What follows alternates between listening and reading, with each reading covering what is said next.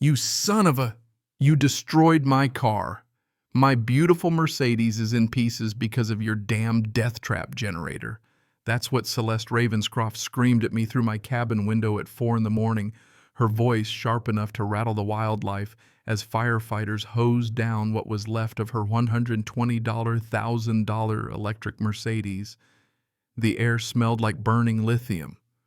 The driveway was littered with twisted metal and melted plastic, and the look on Celeste's face, well, I'd seen less rage in a grizzly. She's waving her silk pajama sleeve mascara streaking down her cheeks, pointing at my generator shed like it was some Bond villain's lair. That thing is a weapon. You tried to murder me, and all I could do was shake my head. Because here's what Celeste didn't understand. Her Mercedes hadn't exploded because of anything I did to it. It blew up because she'd spent 3 weeks siphoning power from my military-grade generator designed for actual city blocks, using cheap residential-grade theft equipment, drawing twice the voltage those circuits were ever built to handle. The truth. She turned her own luxury car into a rolling bomb, all because she was greedy, entitled, and honestly just dumb enough to think nobody would notice. You want to know how I got here? Well, let me back up a second. 3 months earlier, my name wasn't even Knox Sullivan. I was a senior battery engineer at Tesla, designing systems that could light up stadiums on a single charge when I stumbled onto something so big it landed me in federal witness protection. The marshals stashed me in this mountain cabin, gave me a new name and a prototype generator worth more than most houses. But Celeste, self-declared president of the Pine Lake Homeowners Association and professional tyrant, didn't know any of that. She just saw a quiet neighbor with a big strange shed and decided to make my life hell. If you're already feeling that justice is coming energy, do me a favor, smash that like button, because what happened next made that Mercedes explosion look like a sparklers show. And if you've ever had a neighbor who thinks they own your property, stick around. It all started about 3 weeks before the explosion. I'm out there elbow deep in thermal sensors on my generator when I hear her Mercedes gliding up the gravel drive, quiet as a panther, but every bit as menacing. She steps out like she's making a red carpet entrance, cream blazer, diamond bracelet, Hermes bag clutch for battle. And the way she stared at my generator, not curiosity, not confusion, just calculation. Like she already had a price tag on it. "You must be the new tenant," she says, all ice and entitlement, as if I'm renting space in her personal kingdom. I wipe my hands. Name's Knox Sullivan, and you are...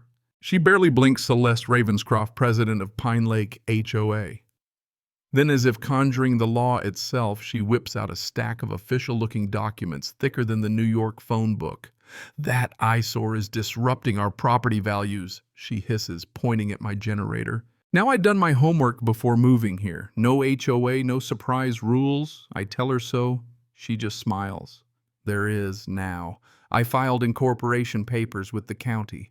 Full authority over architectural standards, noise, environmental codes. You have 30 days to remove it or face daily fines.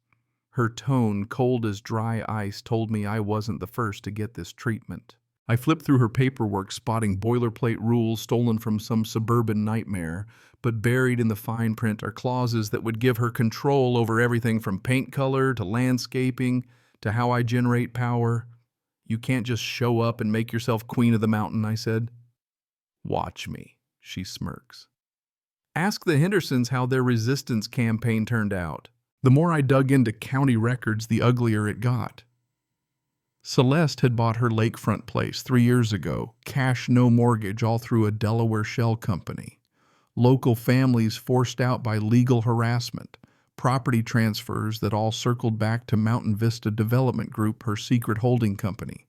Every family who fought back got buried in paperwork and bled dry by court costs, then sold out for pennies on the dollar. But the real kicker. 6 months back, Celeste applied to install supplemental power infrastructure on her land using adjacent renewable energy sources. That's engineer code for "I want your generator."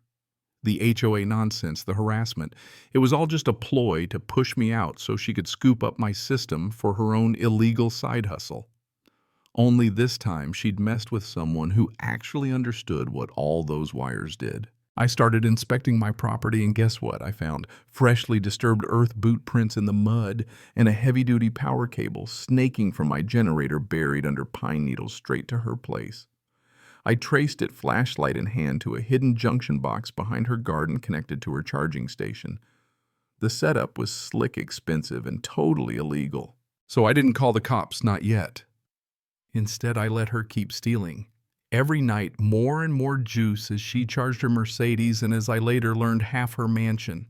Meanwhile, she bombarded me with phony violation notices, up to the daily fines, and sent county inspectors to harass me about non-existent noise and environmental hazards. Most folks would have cracked, but I just kept building my evidence file and monitoring every electron she stole. And man, she was greedy. What started as a 40-amp trickle became 120, then 200, then over 300 amps, more than enough to cook every wire in her house. My thermal cameras showed her electrical panel glowing like a jack-o'-lantern, and the whole time she kept sending new threats about fire hazards and community standards. The irony nearly killed me. Here's the twist. By the third week, I noticed her power spikes matched up with heavy equipment appearing on her lot. Turns out she wasn't just charging her car, she was running an illegal crypto mining operation in her basement powered entirely by stolen electricity. Then the feds showed up. My handler, Marshall Thompson, brought an FBI agent who'd been tracking Celeste for fraud wire theft, all kinds of scams. Turns out my neighbor from hell was the spider at the center of a web of shell companies and fake HOAs designed to steal property for profit. They wanted my help to let Celeste keep digging her own grave while they documented everything. All I had to do was wait for physics to do its job. So I waited. And she kept pushing her luck, overriding breakers, bypassing every safety feature, and running stolen amps through lines meant for half the load. Friday night, my monitor showed 400, then 420 amps, her system way past the danger zone. Then she kicked on even more equipment, and that's when my prototype's countermeasures kicked in, delivering a precisely calculated surge straight down the stolen line. What happened next? At 3:45 a.m., her Mercedes exploded in a white-hot fireball. The charging station vaporized, and the whole block lit up like the 4th of July. Celeste screamed her lungs out, blaming me as fire trucks and sheriff's deputies barreled up the mountain. But by then, the federal agents were already on the scene collecting evidence, and Celeste had cooked her own goose. As dawn broke, the real story came out. She'd modified her car's charger to bypass safety protocols, run crypto mining rigs off stolen power, and built a house of cards so fragile a single surge brought it all crashing down. The legal fallout was immediate wire fraud, conspiracy theft, building code violations, you name it. Every penny she made off her schemes went to lawsuits, cleanup, and restitution for all the families she'd wronged. As for me, Tesla bought my generator prototype for millions. I started a foundation to help victims of HOA fraud, and plot twist, Agent Brennan and I ended up getting married right there at Pine Lake. Together, we turned the whole mess into a force for good, helping honest people defend their property with brains, not brute force. And Celeste, she did 18 months in federal prison, lost her house, her car, her empire. The last I heard, she was working night shift at a gas station in Florida, still blaming everyone but herself. That's the thing about people like her, they never learn. They just find new ways to make trouble for someone else. Pine Lake, meanwhile, became a real community, families helping each other. No more fake violations or harassment, just honest folks building something good out of the ruins of Celeste's schemes. The generator she tried to steal. Now it powers a microgrid for the whole neighborhood, making everyone energy independent. So what's the real lesson here?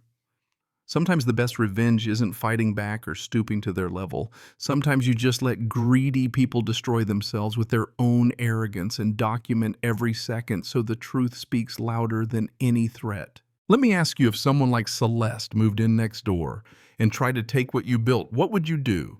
Drop your thoughts in the comments. Ever dealt with a neighbor from hell, a power-hungry HOA, or some self-appointed tyrant? Share your story.